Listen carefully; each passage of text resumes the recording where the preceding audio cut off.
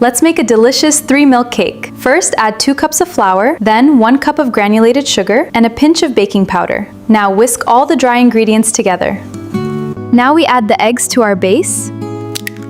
We need to mix it until it's perfectly smooth. This is the secret to a soft 3-milk cake. First, we pour the batter into the pan. Now place it in the oven to bake. Look at that golden brown color. Look at this perfect sponge! First, add 1 can of sweetened condensed milk. Next, pour in 1 can of evaporated milk. And finally, 1 cup of heavy cream. Whisk them until smooth. This is how I make my absolute favorite 3-milk cake. Now we let it soak up all that creamy goodness. Top it with cream and it's ready to serve. So moist and delicious. Hi everyone! I just made this delicious 3-milk cake.